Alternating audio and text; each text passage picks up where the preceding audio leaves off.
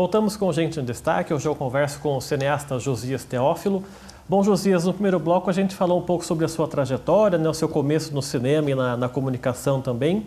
E alguns anos atrás você lançou um documentário, O Jardim das Aflições, que você explorou um pouco a rotina do professor Olavo de Carvalho, falou um pouquinho da filosofia dele também. Como é que foi, você teve essa ideia de fazer esse filme e o contato também com o próprio Olavo de Carvalho?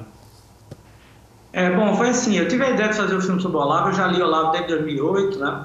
E eu conversei com o Wagner Carelli, que é o criador da revista Bravo, e que lançou o Olavo na mídia, né?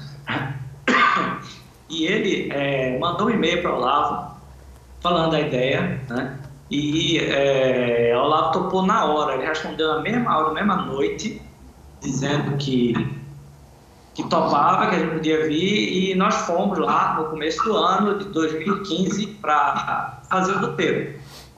Então, chegando lá, eu observei tudo e o roteiro, a partir do que eu vi, então, esse fim do roteiro.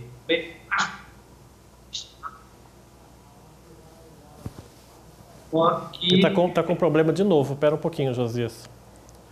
De boa.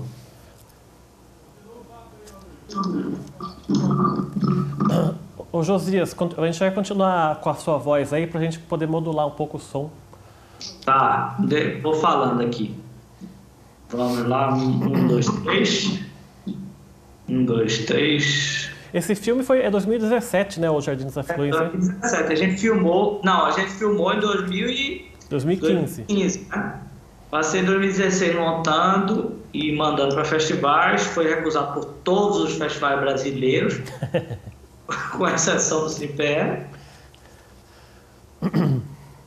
Você ficou quanto tempo lá nos Estados Unidos? Eu passei... primeiro eu fiquei 15 dias vendo a rotina do Olavo, né? Depois eu fui e fiquei... acho que fiquei quase um mês, né? Fiquei quase um mês filmando. Na verdade, 10 dias filmando e fiquei mais... Só que lá eu conheci uma americana e ela acabou vindo me visitar no Brasil. Foi um negócio curioso, até. E aí eu acabei indo morar lá, passei um ano lá por causa dela. Pronto?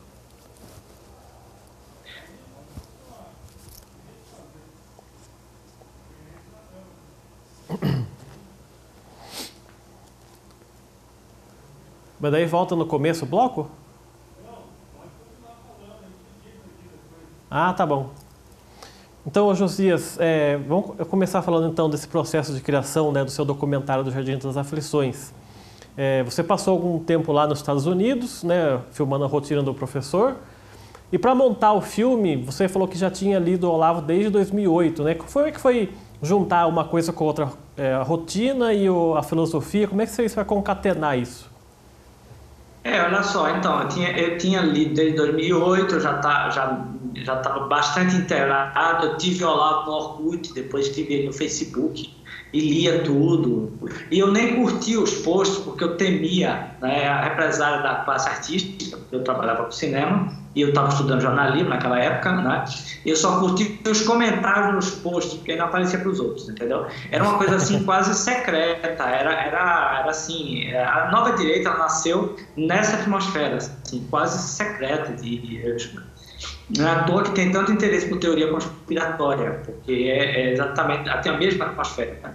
Pois bem, então eu já via foto assim do lugar onde ele parava, eu fui pensando no filme, concebi o roteiro a partir da viagem que eu fiz lá, que eu fiquei 15 dias, e depois voltei para filmar o roteiro com a equipe e a gente fez o crowdfunding, que na época foi o maior crowdfunding do filme do Brasil, a gente captou 350 mil, e o detalhe que a gente chegou lá sem ter o dinheiro inteiro para pagar as filmagens, né? Foi meio loucura, mas ao mesmo tempo chamou tanta atenção os vídeos que a gente fazia lá, que acabou entrando todo o dinheiro que a gente precisava, a gente pagou todo mundo e deu tudo certo, fez o filme. Eu passei o ano de 16 inteiro montando né? E mandei para todo. O filme foi recusado por todos os festivais brasileiros, inclusive o Verdade, que é um festival exclusivo de documentários, né? Aliás, o Festival Tudo Verdade é especialista em recusar meus filmes, eles vão recusar todos pelo resto do século dos séculos, porque eles já recusaram Jardim das Aflições, já recusaram Nem Tudo Se Desfaz, não obstante o Jardim das Aflições ter sido o documentário mais falado do ano de 2017 e um dos documentários mais discutidos e mais vistos do cinema brasileiro. Você inclusive escreveu um artigo para a Folha de São Paulo falando sobre esse sentimento, né, de você tentar colocar o filme nas universidades e ser recusado, depois você conseguir colocar num determinado festival, acho que foi de Pernambuco, e você sentir lá como se fosse uma final de Copa do Mundo, de todo mundo parado assistindo o filme. Queria que você falasse da repercussão, de como é que funcionou tudo isso depois do lançamento do seu filme. Olha só, a coisa mais difícil que existe para um artista no dia de hoje é conseguir chamar a atenção para uma obra de qualidade, né? Então, imagina, você faz um filme, como é que você faz as pessoas quererem sair de casa, gastar seu dinheiro para ver um filme?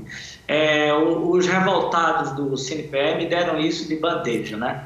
Então, uma coisa que é boicotada e que se tenta proibir não pode ser uma coisa irrelevante, né? Pode até ser ruim, mas irrelevante não é. Então, todo mundo sabe disso. Então, o que acontece? Causou-se uma comoção e, olha, eu não tinha um centavo para assessoria de imprensa para esse filme. Eu estava ligando para os jornalistas e falando, olha, você não quer me entrevistar não para um filme que eu estou lançando sobre essa simpática figura da intelectualidade nacional? Isso não ia dar certo, entendeu?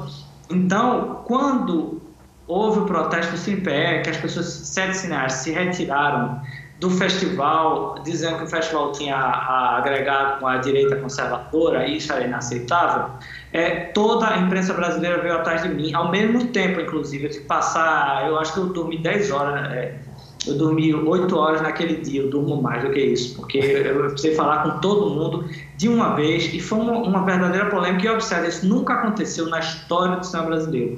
As pessoas retirarem o seu filme de um festival, que é a melhor janela que se tem para um filme, por causa da presença de um outro filme e por causa do que pensa o diretor, porque o filme, se não tem nada de direitista, isso nem existe.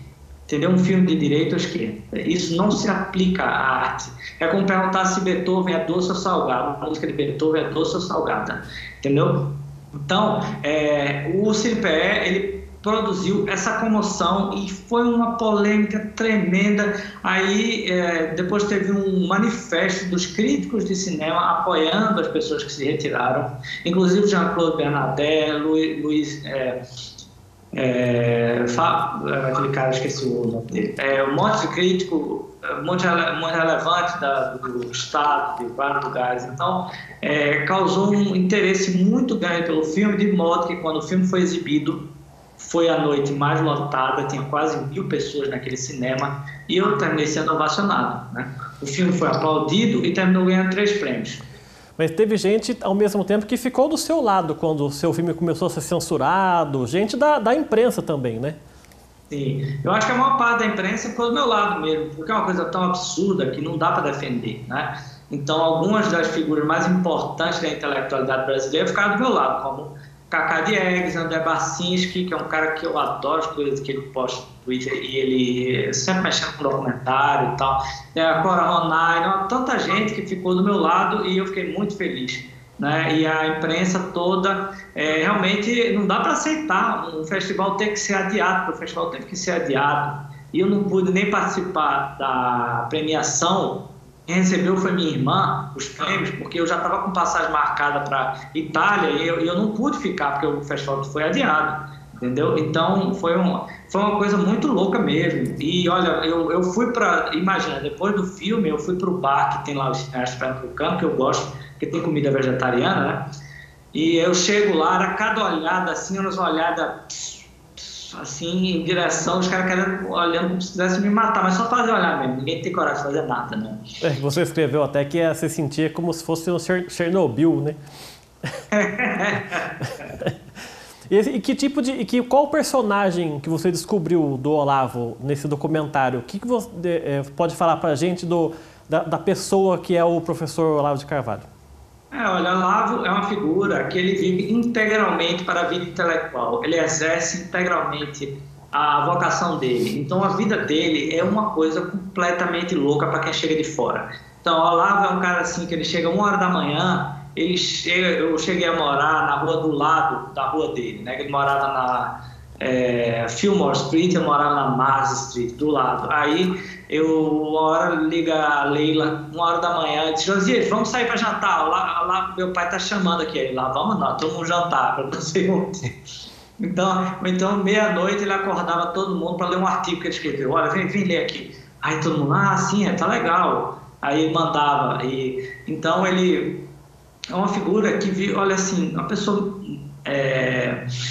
ele vive integralmente para a vida intelectual, ele não liga para dinheiro, ele não sabe nem o que é essas coisas práticas, ele não se preocupa com o processo, com nada, entendeu? A gente vive lá conversando o dia todo, lendo, ele não para de ler, ele lê toda hora, ele lê no carro, ele lê no escuro, ele tem um óculos que tem uma luzinha assim para ler no escuro, ele lê antes da missa, lê quando termina a missa, quando está comendo, é uma coisa...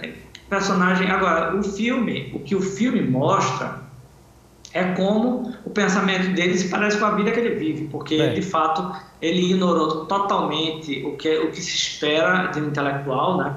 Que é um intelectual que tem uma vida acadêmica, que tem uma atuação convencional, né?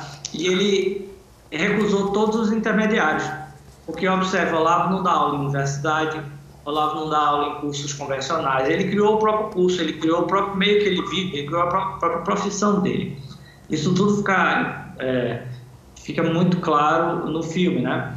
E você chega nele de que forma? Aí eu estou falando no seu começo, quando você nem conhecia o Olavo, mas ele chega de que forma? De artigo, algum livro, como é que foi?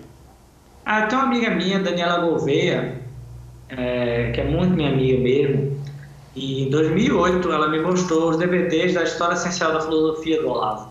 Cada DVD era uma aula que ele dava, Aristóteles, Platão, Santo Agostinho e por aí vai. Aí a gente chegava na casa dela, tomava uma cerveja, via os DVDs, depois via um filme Pasolini, depois ficava conversando, aí depois começou a agregar gente na casa dela e ela começou a atrair as pessoas. O Dani virou uma espécie assim de agregadora, de promotora, de tanta coisa aconteceu na casa dela que é uma coisa impressionante. Mas depois da exibição no CNPE a gente foi para casa dela, depois da exibição na UFPE a gente ia para casa dela.